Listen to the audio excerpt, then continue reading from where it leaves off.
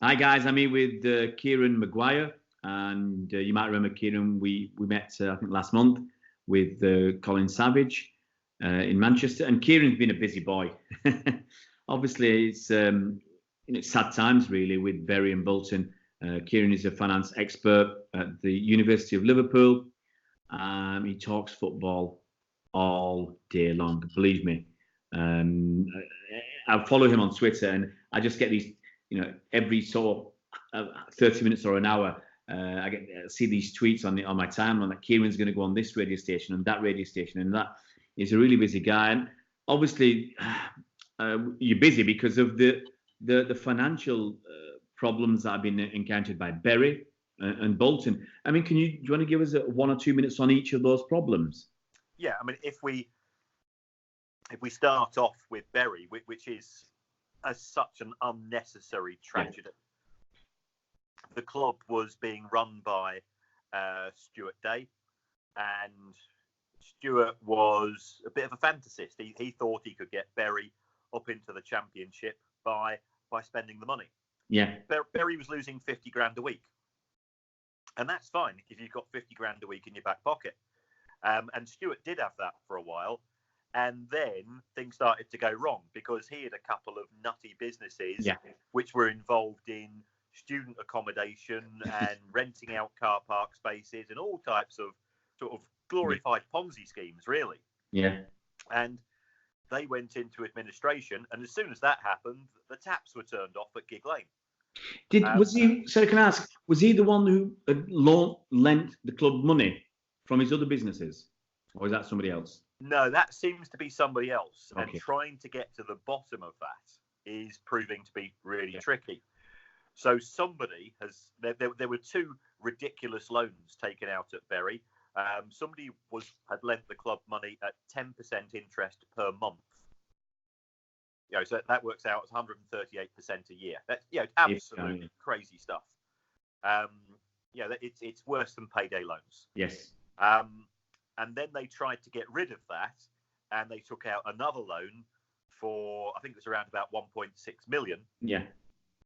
But the person that arranged the loan took 40% of that 1.6 million for themselves. And trying to work out who these people are is proving to be tricky. Yeah. And there's all types of allegations and accusations of people connected to the club during Stuart's time when he was in charge. But it's the club that suffers. Absolutely, and the fans and the community. Yeah, because if you're living in Bury, people don't know that Bury exists apart from the football club and a bit of there's the history about the Black Puddings and things of that nature. But you and I know that, but the outside world doesn't. To them, it's Bury. Oh, Bury's got a football club. It's somewhere in Manchester. Yeah. Now, those people haven't heard of Gorton. Those people haven't heard of Eccles. So those people haven't heard of Weast because they're not Mancunians, and therefore Bury provides that extra bit of identity because it's a football league club with history and heritage. Absolutely. And let's face it, until City beat Watford 6-0 this May, Bury held the record for the largest victory in an FA Cup final. So that's an amazing achievement. And for all of that to disappear due to the greed and the incompetence of the people in charge. Yeah. And by the people in charge, I'm not just talking about the people in charge of the club. We're talking about the EFL as well. Yeah. Yeah. So Stuart, he didn't have the money. He was desperate to sell. And along comes Steve Day, SD2. And last December, and I've probably said this 20 times in the last 4 days on TV and radio and print. And he comes along, he buys the club for £1, and 6 weeks later, he turns the taps off. The wages stop being paid. And I don't know whether you've seen him on Five Live or the TV.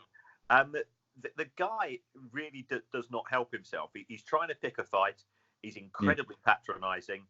He's got no respect for people like Jill Neville and Neville, who'd worked there for years and years. And you're a Blue, and I can understand you not being too keen on Gary and Phil, but people who have given up their lives. Yeah, absolutely. You've got to give huge respect to the senior aspects of the Neville family for all that they've done for that club. And Neville passed away. Gary and Phil's mum, she was the club secretary until she herself had to quit. She couldn't take it anymore. Was that last week? That was last week, simply because of the way that Steve Dale was conducting himself, and he's an embarrassment to football, and he's an embarrassment to the EFL, who are the other clowns involved in this. They allowed him on their watch to acquire the club. Now they can't do anything legally to stop that. Yeah. But what they could do is make sure that they get some form of bond from him or some type of financial commitment. And he just played them a merry dance. Yeah. And then he went and arranged this CVA a couple of months ago. The EFL could have got involved there. They could have tried to perhaps restrict that. And he's got a CVA, a creditors voluntary arrangement, where you try to sort of settle with your creditors over a period of time. But the guy he's got to organise it, he's been reprimanded by his own profession twice. Yeah. And, you know as well as I do, coppers don't report coppers, lawyers don't report on lawyers, accountants don't report on accountants. Yeah. And yet you've got this guy who's twice been before his own disciplinary board. So why has he chosen a person with that reputation? Yeah. And I've looked at some of the numbers. 4 weeks ago, a company was set up by Steve Dale's daughter's boyfriend. Yeah. And the following day, that company went and bought £7 million worth of Bury's debt for 70 grand. Yeah. So he paid 1% of the value, and the guy running the CVA is aiming to pay 25% of the value. So for 70 grand, potentially, and it might not come to this, because if Bury really does go completely up, there might not be enough to sell, but they're looking potentially to get 1.75 million. Yeah, I'd heard some of the numbers. Look, I've been an accountant. I've heard stories where things like this have happened, and people get away with it because nobody knows about it. You know, they've done it on the quiet, and it's small numbers. These are big numbers, and there's a lot of publicity. So I personally, I hope there's an actual. I'm not sure whether it used to be the DTI, didn't it? Whether there'd be an investigation, because I think there has to be some sort of investigation about what's gone on at Bury. Well, ideally there should be, but we know that the police have had their numbers cut back. The DTI they're cutting that numbers. There's no resources in the public sector, and there's certainly no will from the government. The government's effectively decided it's going to have an elongated holiday now in order to try to avoid Brexit. So the last thing they're going to be interested in is getting involved with a provincial football club, especially the Tory government is not interested in Bury. Town. I'll put my hand up if anybody wants to do an investigation. I'll put my services up there for free, but still nobody will do the investigation. No one will do it. That's the problem. Well, all we can do is, people like you and me, we've just got to keep shouting about it. And I'll be monitoring as well as soon as the next report comes out. But will people care by then? Because is Bury, and it's a tragedy to say, Bury is already yesterday's story. Yeah. Apart from the people who are suffering. Well, I'll give you an example. I had somebody was going to go on Hunt 5 Live today to talk about Bury and how upset and angry and everything else they were. And at the last minute, they got pulled and said, we're not going to go with the Bury story because Bolton have been saved. So we're going to talk Bolton Wanderers instead. Bury has already been consigned to it's a chip paper for tomorrow. It's gone. And the only people who are really concerned are Bury fans and some other fans like you and me who are genuine football fans, and people around the northwest, I would suggest. And after that, it's gone. People are moving on. They're getting ready for the Premier League games at the weekend, and you'll get Sky and everybody else they'll gloss over it now. Bury and Bolton, yes, it's gone. We'll get back into the big time and talk about the big games again. And it's a real shame. I'm personally a lot of emotions. I'm shocked by what the EFL have allowed to happen because it's on their watch. Yep. I'm shocked by that. I'm disgusted actually about the lack of scrutiny, the lack of regulation. It's like the Wild West out there, and no one's. They're the ones who should be holding others to account, and actually we're looking for someone to hold them to account because there's no way we should have gone down this route.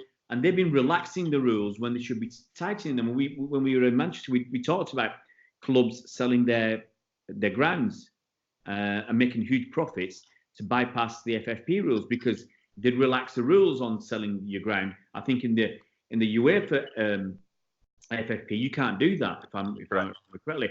But with the EFL, they've made it much more looser, and you can do it. It's crazy. Yep. And if the EFL wants to, the EFL is acting like an amateur organisation. Yeah. And that's fine. But if you're going to act like an amateur operation, don't go and pay your chief executive $450,000 a year. Yeah, exactly. You can't have it both ways. Yeah. If you're going to pay the big bucks, then you've got to behave professionally and do a professional job. And you should not be allowing this to happen. And briefly, there are probably several different ways that we could put forward. How could you prevent this from happening again? Obviously, the first thing you've got to have the EFL on board and actually wanting to prevent this. Do they actually care? But how can we prevent this happening again? Well, there are some things that you can do. If you have a new owner of a club, then the EFL could insist that it appoints one director to monitor activity. So therefore, effectively, you've got a non-executive director for the first 2 years. You could have a rule whereby if a club is late on paying wages, then you get an immediate 2-point penalty to stop the chances from coming in, to make sure that the fans focus on the nature of the people taking over the clubs. The EFL should do more background checks. Absolutely. If I go in to give a talk in a school, I've got to give a DBS certificate, and that's right and proper. So if people do it in other walks of life, why do you allow, as you rightly said at the start, you've got somebody like Steve Dale, and you need people like Steve Dale in certain aspects of business, but he is a bottom feeder, he is an asset stripper, and that's the conduct that he's done in respect of Bury, and he's going to get away with it. You think he'll get away with it? Well, obviously the club's gone down, but he's going to get away with it. Well, I mean, he didn't set out to destroy Bury, but he's completely indifferent. Yeah, he's shown no sympathy for the people that have lost their jobs, for the fans, for the community. Yeah. To him, I saw him on 5 Live, I think it was yesterday, and to him it was all a big laugh and a joke. And his behaviour was appalling for somebody who's supposed to be an executive. If you don't have a position of responsibility, act as if you're a grown-up rather than a kid sniggering at the back of the class. Yeah. Look, I've run businesses, and when things go wrong, you look at it and you say, well, I've got staff to look after, and they've got families, and you do what's right by them, and I never was in that position where things have been really bad that, people have lost their jobs and whatever. But, businesses, lots of businesses, they go through good times and bad times. And sometimes it's what you do in the bad times that helps you to get back to the good times, and how you treat your staff and how you work through it. And he just doesn't care. No, he doesn't. He's got no interest whatsoever apart from making a buck. Yeah. And that's what he's going to do. Yeah. Briefly, can we talk about Bolton and our friend Mr. Anderson? Yeah, I mean, first of all, let's just a sigh of relief. Yeah. Bolton are going to exist, and when the EFL gave them the 14-day countdown clock starting last night, you did genuinely fear for them. Yeah. The behaviour of Ken Anderson and also Dean Holdsworth has been absolutely appalling. And the EFL, again, has effectively washed its hands. Yeah. Every time things start to get tough, the EFL play the card of, well, we're just a competition organizer. And we don't therefore want to get involved. And then you had Sean Harvey in January saying, Ken Anderson is a part of the history of this club. And I know it's not a popular thing to say, but fans will realise one day exactly what Ken Anderson has done for this club. Yeah, I think fans do realise what Ken Anderson has done to that club. He took it to the brink of extinction. Yeah. Even over the weekend, talking to Mark Isles at the Bolton News, who's done an absolutely fantastic job. And you got a feel for a lad like Mark, who over the course of the last 2 years has had to become a legal expert and a finance expert and an accounting expert. He's a sports reporter, but because of his love for the club and his determination to do the right thing, he's uncovered an awful lot of the dirt which has been taking place, and he's been besmirched by Anderson in the program notes and things of this nature, and his name dragged through the mud at every opportunity. But a deal nearly went through on Friday, and then it appeared to have collapsed. And I've been in contact with Mark, and by all accounts, somebody over the weekend, I'm not going to say who, I think we both know who, then suddenly demanded 250 grand before putting pen to paper to sign off on the deal. And that's the nature of the weasels that are involved in football ownership. We know, there's lots of things with football that sometimes don't sit right with us, with agents' fees. We talk about Mina Raiola taking 15, 20 million euros apparently on Pogba's transfer and things like that. And there's news today about the agent of Bobby Duncan, little young kid who was at City, sold for 200,000 to Liverpool. Steven Gerrard's cousin, and he's got problems over there. And then you get owners like this who, those are kind of isolated things that annoy you. But you get owners like this who are quite happy to take clubs beyond existence and just to consign them into the dustbin. And they don't absolutely do not care one little bit. And it hurts you, because you want people who are interested in football, who have got a heart and interested in the community, and put their considerations first and foremost. And the players, how can you not play players for 4 months, but still take hefty consultancy fees or whatever from the club? Last thing I'm going to ask about Bury, could the EFL have done more to save them during this time? Because apparently there were 3 new bids. Could the EFL? They always talk about the integrity of the competition, and basically they've had to give. It sounds like their excuse to give Bury the elbow is that for the integrity of the competition. Could they not have said, we'll give an extra 2 weeks or 4 weeks based upon the merits of these proposed bids? I think they could. If you look to see what they had done with Bolton, they'd given Bolton a 14-day countdown clock. Now, people will say, well, hold on. Bolton have played 5 fixtures so far this season. Bolton haven't. Bolton's youth team have played 5 games this season against men. And if the EFL are trying to say that's preserving the integrity of the competition, I'm a banana. Well, haven't they just been walloped 5-0 and 5-0? Yeah. And I think they're celebrating that their best result this season is a 0-0 draw at home against Coventry. I went to meet Mark Palios of Tranmere Rovers a week ago, and I learned a huge amount from him. He's a really smart guy, and he's got fantastic ideas for the governance of football in the EFL. And the EFL need to let people such as Mark get involved in whatever capacity he wants. And he was sort of saying, look, I'm getting on in years, and I've had some health issues, and my determination is with Tranmere, and that's his focus, and I fully understand that. But he said that Tranmere had played Bolton on the Saturday, and I saw Mark on the Monday, and he said, we won 5-0. I couldn't celebrate any of the goals because it was embarrassing. Yeah. And I just felt he just said, I just felt uncomfortable watching this because this isn't football. And that's coming from a former chief executive of the FA, a former professional footballer himself. And he's somebody that knows what he's talking about from all aspects and angles of the game. And he's completely devoted to football. And if he's getting no enjoyment from watching his own team win 5-0, there's clearly something rotten with the integrity of the competition. Absolutely. So the EFL are talking out of their backsides. Yeah, absolutely.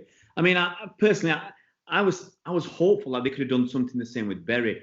Look at the merits of the new bids and say, we'll give you either 2 weeks or 4 weeks. I understand there's a problem that if you give Bury another 4 weeks, then they might miss another 6 games. So there might be 12 games also, 9 or 10, 12 games behind everybody else. But in my opinion, anyway, genuine football, people with football as their main interest or their main priority, they didn't let that ride. The other clubs would have said, I would have hoped anyway that the owners and everybody else, executives of other clubs said, look, we want Bury in the competition. We want everybody in there, and we will help and do and be, whatever we do to help them get through. And if that means Bury end up getting relegated this season because they just have to squeeze a lot of fixtures in a short space of time, yes, you can argue it affects the integrity, but let them get relegated, but let them continue in this guise of Bury, because whatever is going to be formed now is going to go down to X number of tiers down in the North West Counties division and work their way back, like Aldershot did, for instance, and other clubs have done. But surely they could have tried. I think that's what's angering a lot of people now, that they just pulled the plug when what was an extra 2 weeks? Exactly. Let's face it, Bury are going to get relegated this season if they had survived. Yeah. Bolton are going to get relegated. So let's just accept that both clubs will go down. Now, if fans then start whining, oh, we missed out on a playoff place because we only beat Bury 3-0 and somebody else beat them 5-0. Well, if you're actually that good a team, you'd have had enough points to get into automatic promotion, or you'd have gotten. It's not just those 2 or 4 fixtures; it's the other 42 fixtures as well. So for fans to start getting, taking the moral high ground, you don't throw away 134 years of history just because of some ridiculous goal difference in potential issue in 9 months' time. Yeah, you take a look at the long term. And that's what Steve Dale is relying on. He's relying on the fact that everybody else is going to forget about this, as is Ken Anderson, and they're going to pocket a load of money, as they have done already. Yeah, well, fingers crossed. That's the last we'll see of these two jokers, charlatans, and well, there's lots of other words you can say, but we're a family show, so let's keep it clean. Well, look, I know it's about time, and it's about time football fans and others like the MP, local MPs involved, and others really shout and don't let this disappear. Don't let this story, be consigned to, as I said yesterday, chip paper. They've got to put pressure on the EFL to make changes, to become professional. And maybe if the EFL was a little bit more professional in the way it behaved and acted, and maybe they could get a bit more sponsorship. Who knows? Yep. They've done some really, really, really stupid things. And I'll just mention one, and then we'll move on. ITV Digital. ITV Digital. Come on, guys. You do not need to be even a qualified accountant to know you are not going to get a single penny by taking them to court, because it's a separate business. Yeah. It's my first year of accountancy. We did law, and we talked about legal entities, and it's a separate legal entity. You cannot get and why they wasted however many millions doing that, and it shows what kind of a joke organisation they are. And that was 10 years ago or whatever it was. It was a long time ago now. 15, yeah. Yeah, and have they not got any professionalism? It's not difficult to get some professional people involved who wouldn't pay themselves 450 grand a year. And I'm just hoping now that, the football fans, they're angry enough to keep pushing. They will keep pushing in this area, definitely in the Northwest, for something to happen, because it just goes on too often. We know so many other clubs are in trouble. Was it Macclesfield not being, Sol Campbell left? I I think he said he's not been paid his wages for 4 months. Coventry, not playing in Coventry. I mean, it's like they've been sent to Coventry in a perverse kind of pun sort of way, because they're not even allowed to play at home. Other clubs have struggled. But on the other hand, you've got clubs like, I think Accrington are doing all right. Fleet. Yeah, I mean, Andy Holt at Accrington, I don't know whether you follow him on Twitter, but each morning he starts with a rant. You know, there'll be a long thread of 10 points about what he's angry with, and he's an absolute delight to deal with. I met up with Andy in a pub last year because I'd said one or two things. I thought, well, yeah, Accrington are doing. I could do with a bit more information, and Andy took issue with me. He says, right, okay, I'll take you on. I'll meet you up with the pub. Met him up there, and he gave me 2 carrier bags and said, go and write whatever you want. I've got nothing to hide. Yeah. And it was. You contrast his attitude, which is openness, transparency. He wants to leave a legacy. He wants to Accrington Stanley to be part of the local community, to be a focal point and to do good for the kids and the adults there. And you contrast that with charlatans, as you say, and Shylocks like Dale and Anderson. It's chalk and cheese. Wasn't that the owner of Accrington, the one who the lads won a game, so he took them out for McDonald's, and he got told off? Because that's it, by the EFL. That's a bonus. That was a bonus, and it wasn't written into their contracts. For me, that's a club meal. Yeah. You know? You're looking after the interests of the mental health and the well-being of your players. And so I think we've just, in that one moment, shown what the EFL are like. They're letting charlatans in who are destroying clubs, and they're not letting somebody pay £100 for a meal at McDonald's for the lads for winning a game. And I think that just kind of sums their amateurishness and their unprofessionalism up in those 2 little points. Yeah, well, absolutely. Let's hope that Bury come back. I'll be rooting for them. Look, I mean, we just think about some of the players we got from there, Colin Bell and others. I hope they come back in the next. It might take them 10 years to get back into the Football League, but I'll be rooting for them. Let's hope that from these 2 sorry episodes, the EFL pull the fingers out. Sitting on your finger, either you've got an itchy bum or you've got a problem. So they've got to pull the fingers out, get it sorted. Hopefully we won't be here again, but sadly, my head's telling me we will be here again. Probably in the next year or 2, somebody else will be going to the wall and we'll be berating the EFL for not doing a good job. But thanks for that, Kieran, and for your input as always. And fingers crossed that all the Coventrys and Macclesfields and everybody else of this world can get themselves sorted, get good stewardship of their clubs, and the EFL sort themselves out as well. Absolutely, I'm with you 100%.